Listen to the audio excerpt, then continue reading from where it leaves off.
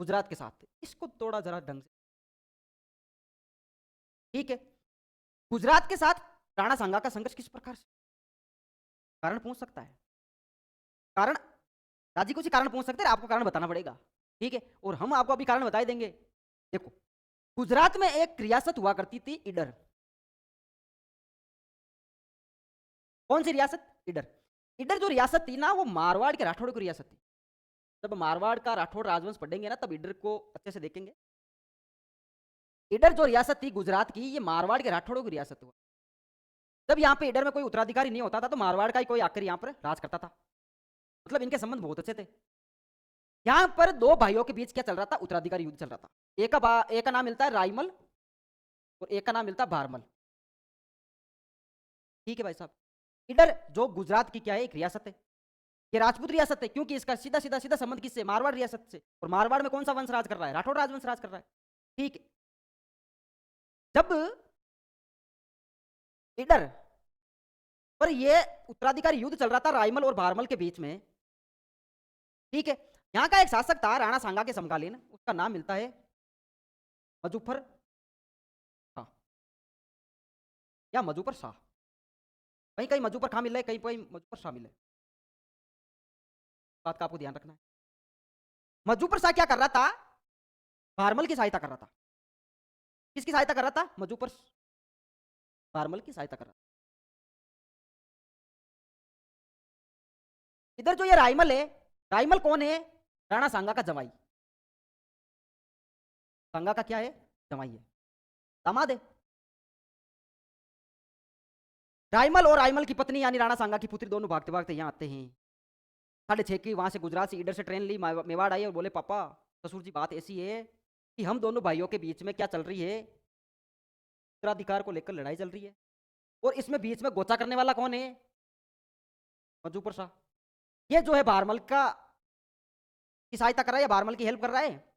भारमल का सहयोग कर रहा है। अब मैं पड़ गया अकेला, अगर भारमल राजा बन गया तो मैं धरती पे बोझ हूं, और फिर मैं आपका जमाई या आपका दामाद, लज्जित हूं मैं तो अपने आप में। और मुझे आपका दामाद होने का फायदा क्या है? फिर आपके बारे में तो बहुत सुनना है, मेवाड़ के ऐसे, मेवाड़ के वो, मेवाड़ के फलाना ढेगड़ा पूछड़ा। कुछ तो मेरा सहयोग करो ताकि मैं भारमल को हरा दूं, और भारमल का सहयोग कर रहा है वो मधुपर साहब, उसको हरा दूं। आपके सहयोग से मैं इधर का राजा बन जाऊं। बोले बेटा अभी छोटा है तू, अब तू आई गया मेरी बेटी को लेकर, दामाजी आप आई गए हो और बेटी आई गई है तो अभी तू छोटा, लेकिन करना पड़ेगा। गए भाई साहब। राणा सांगा ने सहायता किसकी की? डायरेक्ट अपने दामाद की करेंगे। राणा सांगा ने राइमल की सहायता की। राइमल जो कौन था? राणा सांगा का दामाद था। उधर भारमल और राइमल के बीच में, दोनों के बीच में क्या चल रहा है? उत्तराधिकारी युद्ध चल रहा है। क्वेश्चन में इस प्रकार से क्वेश्चन पुटअप होगा, आपके सामने आएगा, अच्छे से ढंग से आएगा। गुजरात के साथ संघर्ष, ये तो होगा आरएस मेंस का। अगर इस प्रकार से नहीं आया तो फिर क्वेश्चन आएगा कि राइमल और भारमल के बीच जो उत्तराधिकारी युद्ध चल रहा था, उसमें भारमल का सहयोग किसने किया? तो गुजरात का शासक कौन था? मधुपर शाह था। और एक राणा सांगा, तो किसकी सहायता कर रहा है? राइमल की कर रहे हैं। किसी भी प्रकार से क्वेश्चन आ सकता है साथियों। इसमें एक कारण तो प्रमुख ये बना कि भाई राइमल को क्या बनाना? राजा बनाना है। दूसरा कारण एक निकल कर आता है, जब हम पढ़ रहे थे नागौर संघर्ष पढ़ रहे थे, नागौर का उत्तराधिकारी संघर्ष कुंभा के टाइम की बात है। कुंभा शम्स खां की क्या करते हैं? मदद करते हैं। और ये युद्ध किन किन के बीच में होता है? शम्स खां और मुजाहिद खां के बीच होता है। शम्स खां पीठ पीछे धोखा करके कहां चला जाता है? किसकी शरण में चला जाता है? राजा बनते ही ये चला जाता है कुतुबुद्दीन शाह के पास। किसके पास चला गया? कुतुबुद्दीन शाह के पास। और कुतुबुद्दीन शाह को किसने हराया? राणा सांगा ने हराया, सॉरी राणा कुंभा ने हराया। अब वो जो युद्ध है, वो जो संबंध है, उस समय की दुश्मनियां हैं, वो दुश्मनियां पीढ़ी दर पीढ़ी आगे चलेगी।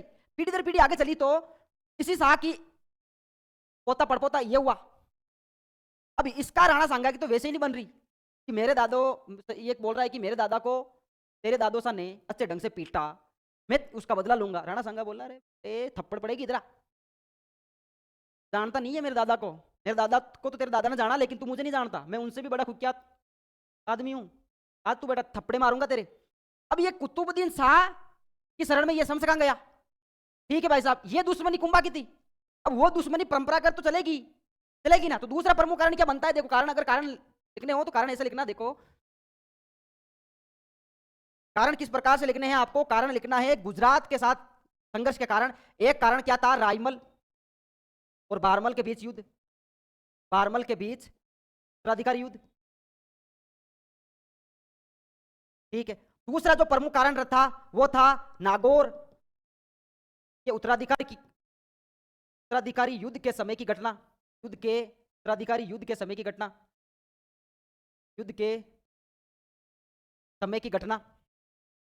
भाई वो घटना ही तो है, एक प्रकार की घटना। ये शम्स कहां भाग के कहां चला जाता है, कुतुबुद्दीन शाह के पास चला जाता है। कुतुबुद्दीन शाह का पोता परपोता कौन होता है, मुजुबर शाह होता है। इधर कुंभा का पोता कौन होता है, राणा सांगा। अब पोता पोत तो आपसरी में भिड़ेंगे।